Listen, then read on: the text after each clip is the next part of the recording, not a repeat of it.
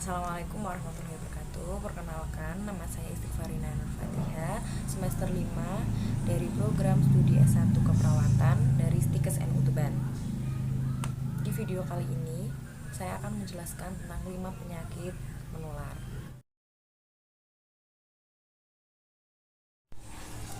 Penyakit menular merupakan penyakit infeksi yang disebabkan oleh mikroorganisme seperti parasit, jamur, bakteri, ataupun virus yang bisa berpindah ke orang lain. Penyakit menular pertama adalah influenza. Influenza biasanya disebabkan oleh virus.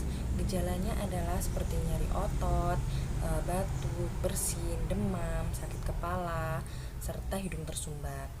Penularannya adalah biasanya melalui percikan air dari mulut atau biasa disebut dengan droplet. Pencegahannya bagaimana sih? Yang pertama adalah kita harus menjaga jarak kepada orang yang terkena flu. Yang kedua adalah dengan cara kita rajin mencuci tangan menggunakan sabun serta menggunakan hand sanitizer ataupun menggunakan hand sanitizer. Kalau nggak ada sabun ya udah menggunakan hand sanitizer seperti itu. Yang ketiga adalah menggunakan masker jika kita terkena flu agar kita tidak menularkan kepada orang lain. Yang keempat adalah jaga daya tahan tubuh dengan cara mengkonsumsi makanan yang bergizi serta rajin berolahraga. Penyakit menular kedua adalah tuberkulosis ataupun TBC. Gejala penyakit ini adalah biasanya batuk berdahak lebih dari 2 minggu. Pasien yang mengalami TBC ini akan kehilangan nafsu makannya, penurunan berat badan, serta berkeringat di malam hari, serta biasanya orang yang terkena akan mengeluh kelelahan. Penularannya adalah biasanya melalui udara. Pencegahannya apa yang harus kita cegah? Pencegahannya adalah kita tidak boleh berdekatan sama penderita. Apabila kita harus berdekatan, kita harus menggunakan masker agar pernafasan kita terlindungi seperti itu. Yang kedua adalah hindari penggunaan barang penderita. Jangan menyentuh ataupun kita menggunakan seperti itu. Yang ketiga adalah dapatkan vaksin BCG saat balita. Yang berikutnya adalah seperti tadi, perkuat daya tahan tubuh dengan makan makanan bergizi serta olahraga seperti itu. Penyakit menular berikutnya adalah cacar air. Cacar air ini biasanya menyerang anak yang berusia 12 tahun ke bawah. Gejalanya adalah keluar bentol ataupun bintik-bintik di kulit seperti melepuh yang bergelembung yang isinya air seperti itu. Penularannya adalah bila kita terkena air dari dalam gelembung itu ataupun melalui udara seperti itu. Apa yang harus kita lakukan? Pencegahannya adalah dilakukan vaksinisasi cacar air. Yang kedua adalah jaga kebersihan diri serta lingkungan kita.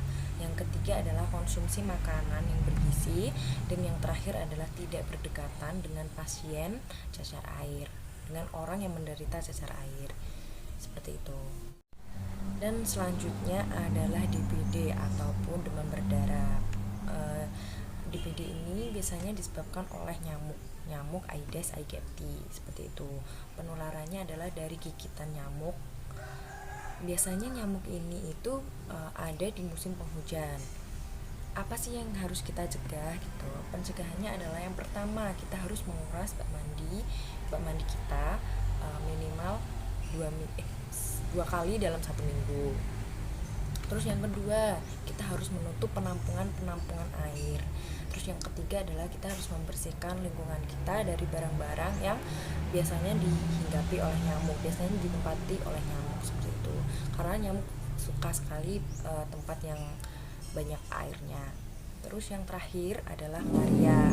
Malaria juga disebabkan oleh nyamuk, tapi berbeda dengan nyamuk yang DBD tadi. Ini nyamuknya nyamuk Anopheles yang membawa parasit yang bernama Plasmodium seperti itu.